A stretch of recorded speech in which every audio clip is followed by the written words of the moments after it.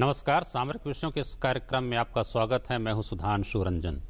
आज हम चर्चा करेंगे एनएससी यानी न्यूक्लियर सप्लायर्स ग्रुप के बारे में, जिसकी सदस्यता पर आगामी 24 जून को सोल में होने वाली बैठक पर विचार होने वाला है।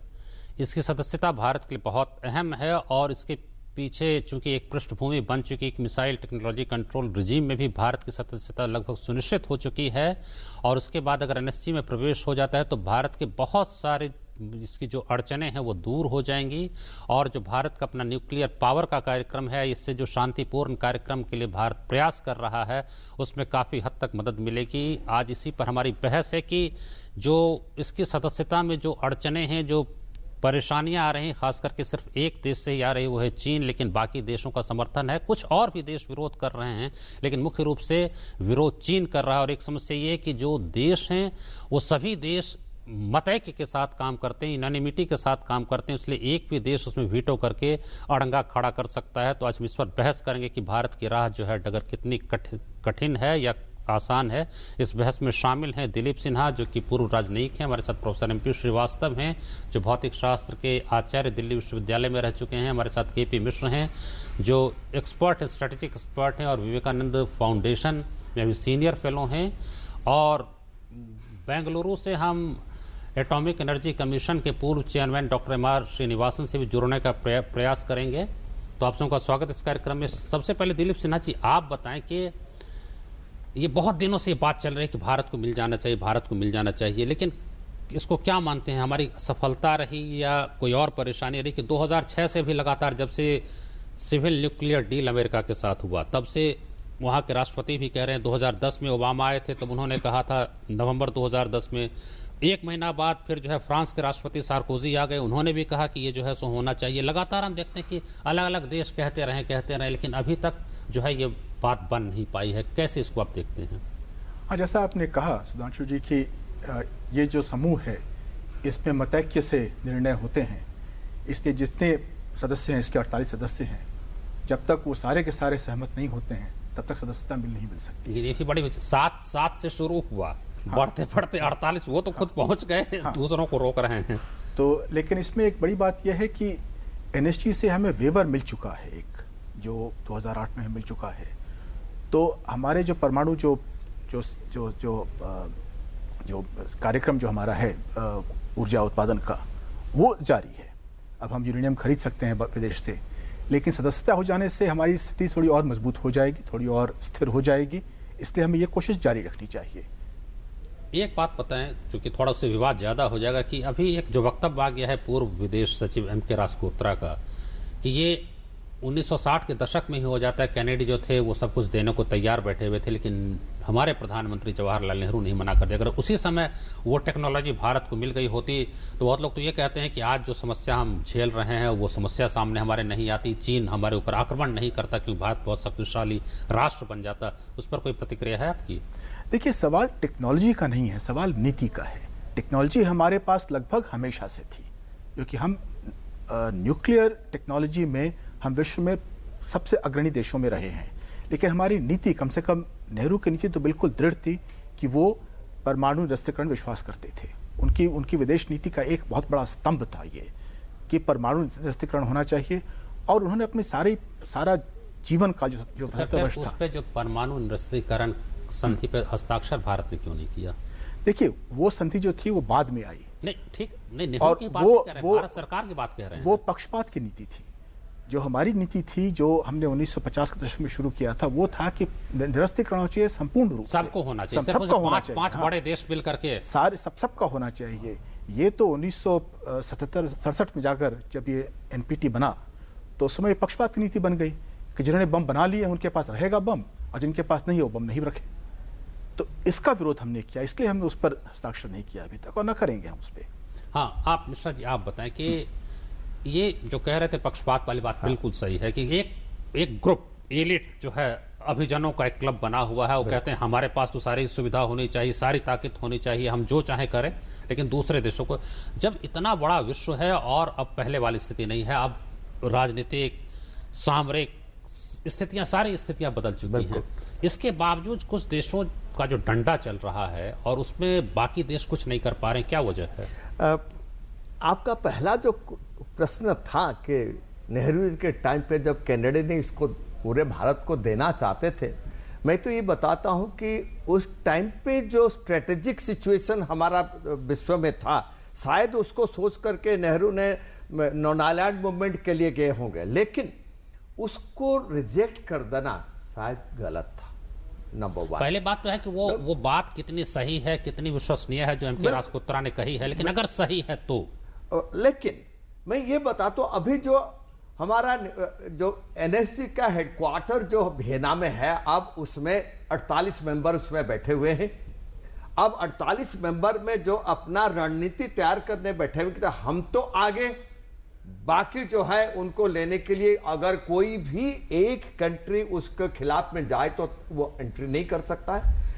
अब इंडिया जो है कम से कम 2006 से, ये कम से कम काफी सालों से इंडिया फाइट कर रहा है एनएसजी में मेंबरशिप लेने के लिए। लेकिन अब देखिए, आज तक पर्टिकुलरली देखिए यूएसए तो मिस्टर केरी का स्टेटमेंट आप देखिए, उन्होंने तो क्लियरली बता दिया है एनएसजी का सभी मेंबर्स को कि आप ओपनली, केरी ने तो पत्र भी लिखा है, बकायदा पत्र लिख करके बताया है। लेकिन उसके साथ मैं ये बताना, तो मैं ओनली चाइना का खिलाफ नहीं बता रहा हूं, 6 कंट्री है आपका, ऑस्ट्रिया है, न्यूजीलैंड है, आयरलैंड है, साउथ अफ्रीका है। अब ये 6 कंट्री जो है उन्होंने तय लिया है कि इंडिया के खिलाफ में जाएंगे। आप सरताज अजीज को देख लीजिए, सरताज अजीज का जो लास्ट स्टेटमेंट था कि पाकिस्तान ने चाइना को बता करके इंडिया को एनएसजी में एंट्री करने के लिए ब्लॉकेड किया हुआ है। लेकिन उनका नीति अलग होगा ही होगा, क्योंकि हमारा साउथ एशिया में पाकिस्तान की नीति तो सब लोग जानते हैं। उसने भी एनएसजी में आवेदन इसीलिए किया है कि भारत के प्रवेश को रोका जाए। लेकिन चाइना का जो पॉलिसी है, जिसकी वजह से चाइना अभी बोल रहा है कि आपने, इंडिया ने न्यूक्लियर प्रोलिफरेशन ट्रीटी में साइन नहीं किया है, इसलिए वो इसके लिए सहमत नहीं होता है कि उसमें बहुत सारे देश जिन्होंने नहीं किया है, बहुत सारे नहीं किया, उनको उसमें प्रवेश मिला है। इनको पता है कि साउथ एशिया, और दूसरा जो कारण बता रहा है चाइना कि साउथ एशिया में जो है न्यूक्लियर रेस को बढ़ावा दिया जाएगा, उसमें इंडिया और पाकिस्तान जो दोनों न्यूक्लियर कंट्री है उसके बीच में न्यूक्लियर आर्म्स रेस होगा, जिसको बैलेंस रखने के लिए चाइना चाहता है कि इंडिया उसमें प्रवेश न करे। लेकिन क्लियरली हम बता रहे थे, अगर इंडिया एनएसजी के अंदर गया, मेंबरशिप लिया, अभी सियोल में 26 जून को मीटिंग होने वाला है, और मोदी जी जितने कोशिश किया, अभी मेक्सिको देख लीजिए, मेक्सिको गए, मेक्सिको ओपनली इंडिया को सपोर्ट कर रहा है, सपोर्ट किया है, बिल्कुल सपोर्ट कर रहा है। स्विट्जरलैंड ने पहले नहीं किया था, फिर किया, स्विट्जरलैंड ने ऑलरेडी कर चुका है। तो हमारा सिर्फ चाइना अभी डबल माइंड में है, डबल गेम खेल रहा है। लेकिन अगर हम चाइना को विन कर जाएंगे इसमें, शायद बाकी 5 कंट्री तो शायद हमें सपोर्ट कर जाएंगे। लेकिन उसमें क्या होगा, ये जो सोचता है चाइना कि यहां पर आर्म्स रेस साउथ एशिया में और एशिया पैसिफिक में इसके कारण बढ़ जाएगा, इसमें मैं राजी नहीं हूं। क्योंकि इंडिया का जो पॉलिसी है उसमें हम न्यूक्लियर सप्लाई ग्रुप में हम शांतिपूर्ण इस्तेमाल करने के लिए हम उसका एक्सपोर्ट कर सकते हैं, हम अपना इंपोर्ट भी कर सकते हैं। जिस समय अमेरिका के साथ समझौता हुआ, उसमें बाकायदा लिखित आश्वासन भारत ने दिया है कि हम कोई भी प्रौद्योगिकी जो है या कोई भी वस्तु जो है या संयंत्र है उसका हम निर्यात नहीं करेंगे, किसी देश को हम इस तरह से हम उसको साझा नहीं करेंगे। ये तो एक रिटन अंडरटेकिंग दिया गया है और उसके बाद ही वो जो है समझौते पे दस्तखत हुए। ठीक है, उसके ऊपर तो कायम रहेगा। लेकिन प्रॉब्लम है जो न्यूक्लियर बैलेंस साउथ एशिया में कायम रहेगा, जो इंडो पाकिस्तान वार में जो सोचते हैं कि mostly all countries in the world वो सोच रहे हैं कि यहां पर न्यूक्लियर पावर कंट्री, जब इसमें इंडिया पाकिस्तान जो है दोनों न्यूक्लियर पावर है और उसमें आर्म्स रेस बढ़ सकता है।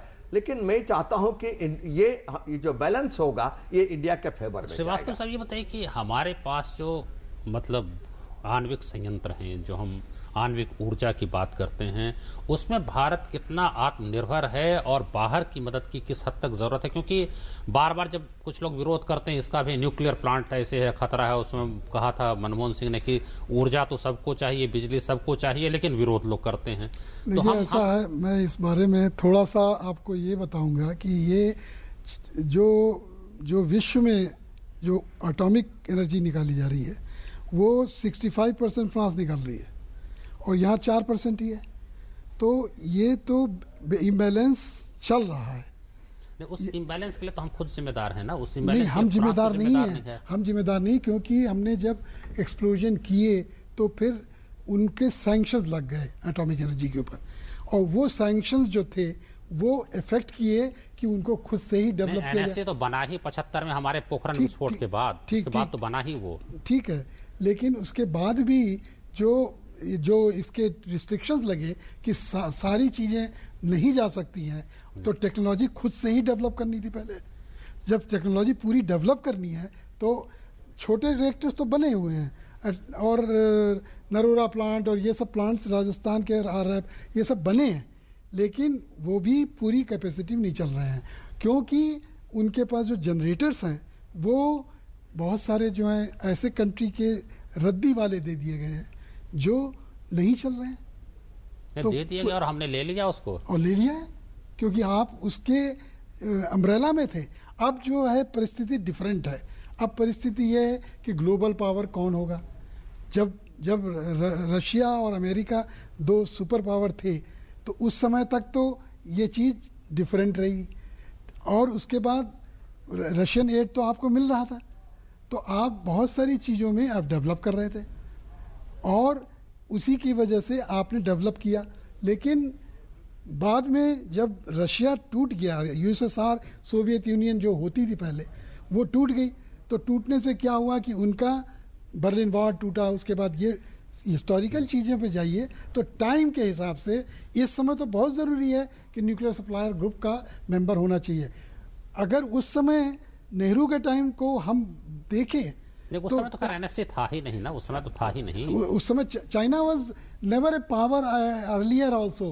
88 में मैं जब गया, 88 में जब मैं गया, 88 में जब मैं गया तेमे स्क्वायर पे वहाँ पर वो किया था चाइना में, बीजिंग में, और उस समय वहाँ की जो जनता थी वो इतनी ज़्यादा दुखी दिखती थी। मैं जून में ये हुआ था और मैं अक्टूबर। ये तो खैर आपकी सारी जो बातें हैं वो बहुत लोग समय की बात जो है इस समय बहुत ज़रूरी है, क्योंकि विश्व में कौन सुपर पावर होवे। अच्छा दिलीप जी, एक और बात चाइना का जो अपोजिशन कि ये अमेरिका के साथ जो हमारा आणविक समझौता हुआ, ये कहते हैं ये सिर्फ जो है इसके लिए नहीं था कि हमको संयंत्र मिल जाए और टेक्नोलॉजी मिल जाए। कहते हैं कि जो 1974 में प्रतिबंध लगा, एक तरह से बिल्कुल एक तरफ भारत को किनारे कर दिया गया, उसको ख़त्म करना भी था, वो भी था। और उसके पीछे अमेरिका का अपना भी स्वार्थ था कि हमको एशिया में भारत को वो शायद मजबूत करना चाहते होंगे चीन के खिलाफ या और किसी के खिलाफ, एक वो भी नीति थी।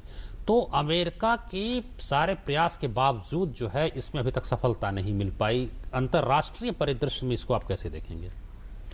देखिए, अमेरिका कोशिश तो कर रहा है। अब जो देश विरोध कर रहे हैं, अगर यदि उनकी नीतियों का हम विश्लेषण करें तो हम देखेंगे कुछ देश ऐसे हैं जिनमें थोड़ी सी ईर्ष्या की भावना आ जाती है कि उन्होंने तो हस्ताक्षर कर दिया NPT पे, और वो देख रहे हैं कि उन्होंने तो दबाव में आकर हस्ताक्षर कर दिया, लेकिन भारत बिना हस्ताक्षर किए कैसे आ जाए NSG में। तो एक वो थोड़ी लेकिन ये सवाल क्यों नहीं उठता है कि NPT पे जो 5 देशों का कब्जा है उसको खत्म किया जाए? ये पूरी दुनिया में आवाज क्यों नहीं उठती है?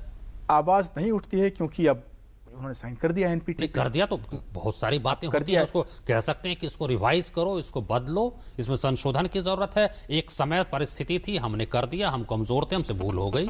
हाँ, लेकिन वो नहीं कर पा रहे हैं क्योंकि NPT का भी रिव्यू कॉन्फ्रेंस हुआ था कुछ साल पहले, तो उसमें नहीं बोल पाए थे ये लोग, बल्कि उन्होंने उसको एक्सटेंड कर दिया लेकर। तो इसीलिए उनके मन में ईर्ष्या की भावना आती है कि उनमें इतनी हिम्मत नहीं थी कि वो खड़े हो सकें इसके विरुद्ध। लेकिन भारत खड़ा हुआ, भारत खड़ा होने के बावजूद भारत को अब वेवर मिल गया NSG से, तो ये ईर्ष्या की भावना थोड़ी बहुत उनमें आती है। लेकिन 48 देश हो गए, छोटे छोटे देश इसमें आ चुके हैं। ऐसा नहीं, भारत तो बहुत बड़ा देश, भारत का स्थान तो ऐसा नहीं, विश्व में काफी बहुत सारे देशों से बहुत ऊपर है भारत। लेकिन सवाल छोटे देश का नहीं है, सवाल है कि भारत जैसा बड़ा देश यदि बिना NPT पे साइन किए NSG का सदस्य बन जाता है, तो छोटे देश बोलते हैं कि हमसे फिर क्यों साइन कराया गया, हमने कौन सी गलती की थी? है ना, मुख्य वही सैद्धांतिक बात जो आप कह रहे थे कि भारत ने जो नहीं किया, मतलब निरस्त्रीकरण पे, इसलिए कि वो वही है, एक एलिट ग्रुप बना हुआ था, नहीं किया। वो एक सही बात है, एक सिद्धांत की बात है और इसी के तहत नहीं किया। लेकिन एक अंतर्राष्ट्रीय दबाव जो बनना चाहिए था वो नहीं बन पाया है।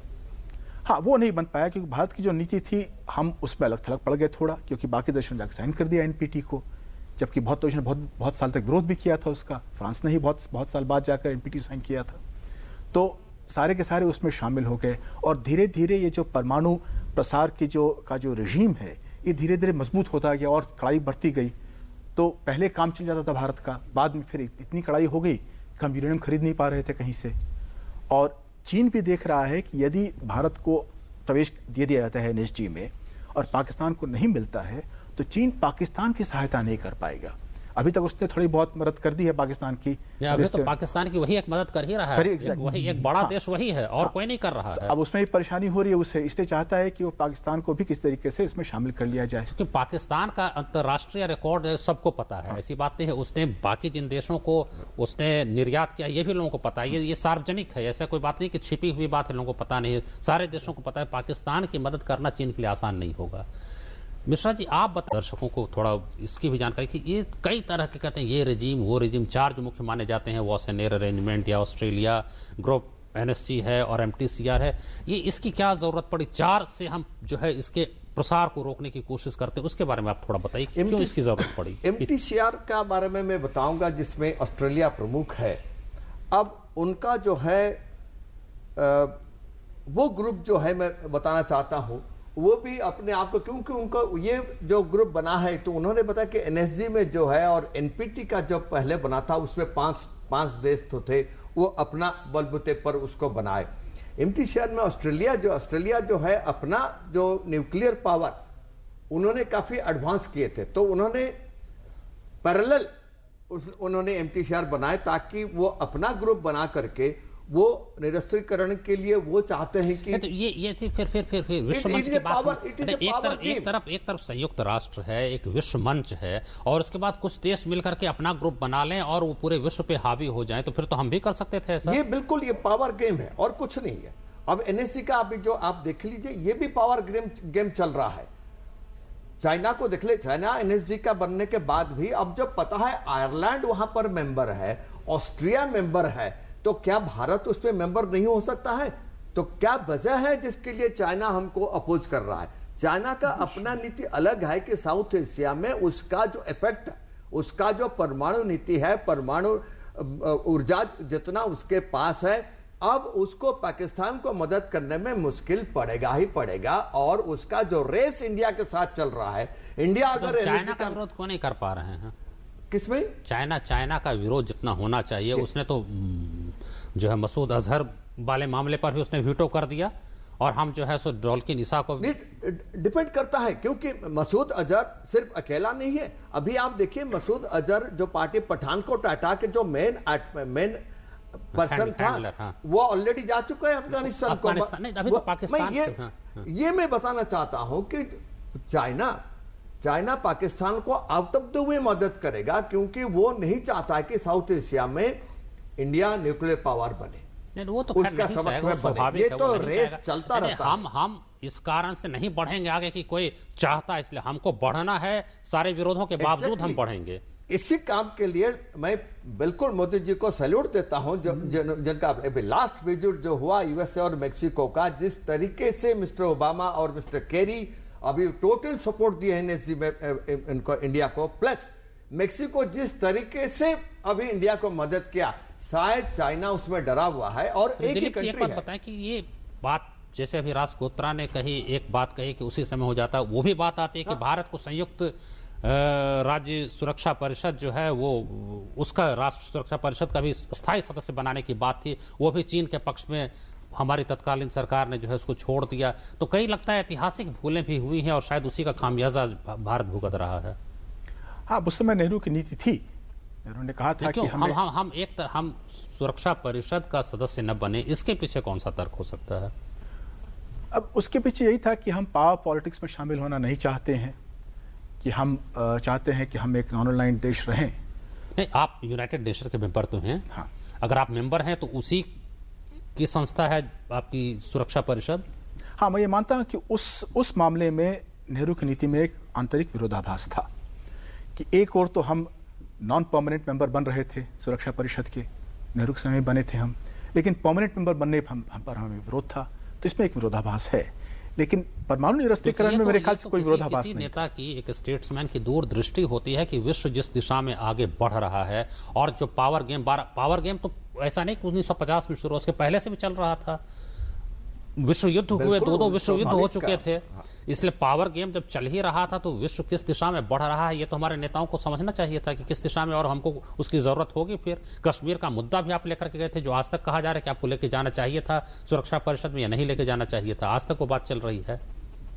हाँ, वही मैंने कहा कि उसमें एक थोड़ा सा विरोधाभास आता है कि एक और तो हम उस मुद्दा लेके जाते हैं वहाँ पर कि इस मुद्दे का हल करो, और दूसरी तरफ हम उसको कहते हैं कि सर, पावर हाँ, पॉलिटिक्स कि में पावर हमारा पॉलिटिक्स है ये। विश्वास नहीं है। अच्छा, फिर हम जरा सा दूसरी बात वही ऊर्जा के ऊपर श्रीवास्तव साहब आपकी बात हम जानना चाहेंगे कि अगर मान लीजिए कि ठीक है हम विश्व से कितनी मदद मिल पाती है नहीं पर भारत की अपनी क्या ताकत है इसको न्यूक्लियर पावर के क्षेत्र में बढ़ने में, हम स्वतः जो है अपने बलबूते पे क्या कर सकते हैं? नहीं, बहुत देखिए, पावर की तरफ तो पूरी टेक्नोलॉजी को डेवलप करना पड़ेगा और टाइम लगेगा।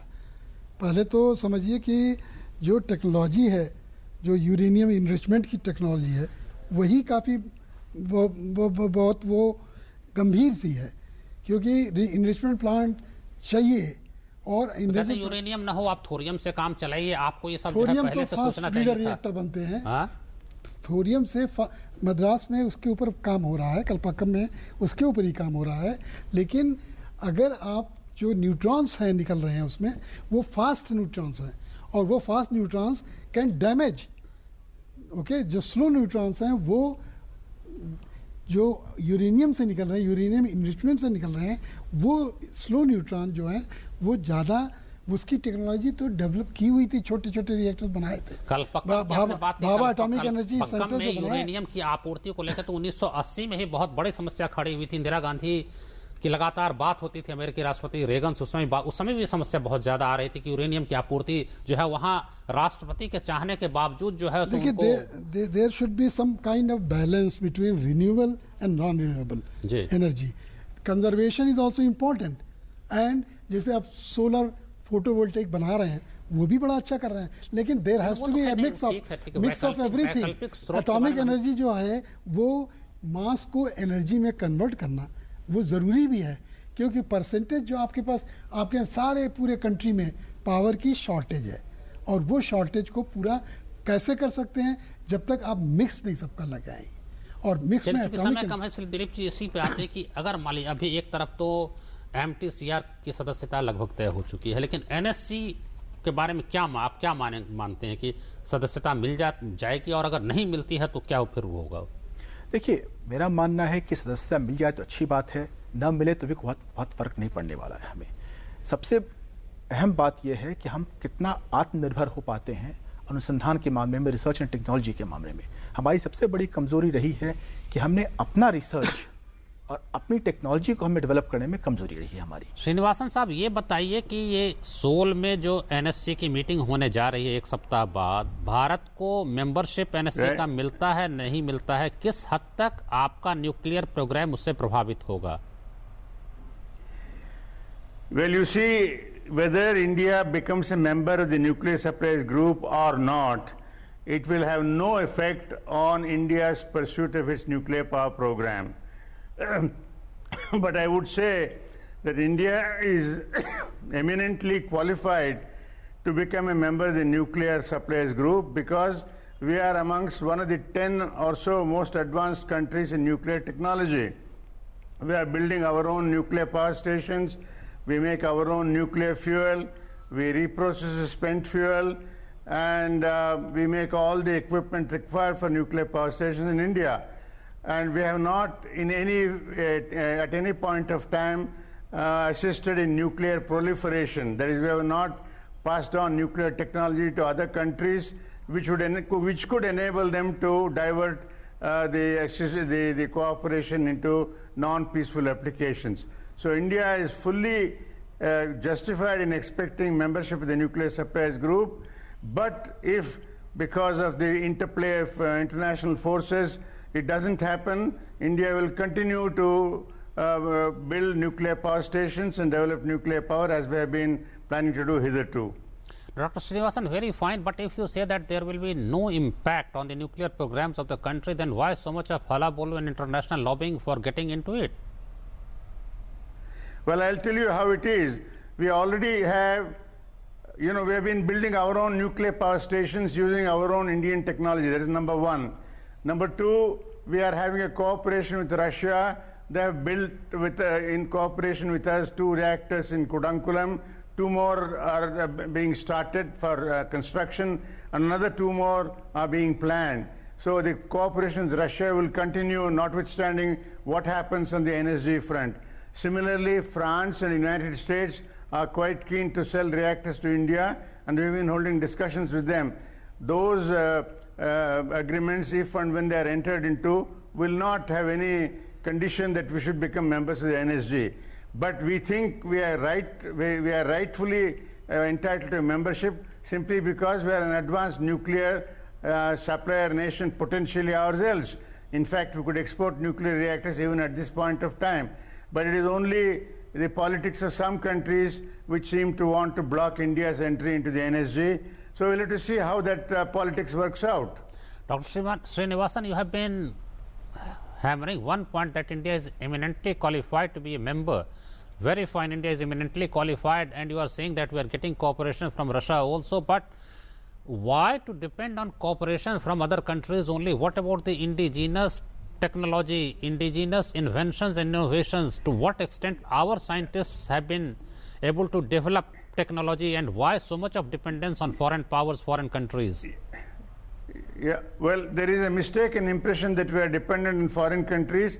Please understand, now we are already having 21 reactors in operation in this country, and of those 16 reactors have been designed and built in India, and 4 more of those reactors built in India are under construction. We are about to take up work on another 10 such reactors of our own design. So that is one aspect of the situation. The second is India's requirements of nuclear energy are so large that we would also like to increase the rate at which nuclear power station building goes on in India. And for that reason, we have been having cooperation with Russia so far, and that cooperation is going to grow. And France and US also are keen on having cooperation with us. So it is in order to increase the nuclear power capacity quickly, because nuclear power does not produce any carbon into the atmosphere. समय की कमी के कारण आपको रुकना पड़ेगा। बहुत धन्यवाद, आपने बहुत महत्वपूर्ण जानकारी दी और विचार हमारे साथ साझा की, और आप सभी मेहमानों को धन्यवाद। दिलीप जी, श्रीवास्तव साहब और मिश्रा जी, आप सबों का बहुत धन्यवाद चर्चा में शामिल होने के लिए। और इसी आशावादी नोट के साथ खत्म करेंगे कि जैसा बता रहे हैं डॉक्टर श्रीनिवासन कि भारत की अपनी क्षमता भी बहुत ज़्यादा है, और इसलिए बहुत चिंतित होने की ज़रूरत नहीं है कि उसमें भारत को सदस्यता मिलती है या नहीं मिलती है। भारत आत्मनिर्भर है, आत्म सक्षम है, और इसी उम्मीद के साथ हम इस कार्यक्रम को समाप्त करते हैं। चर्चा को देखने के लिए बहुत धन्यवाद।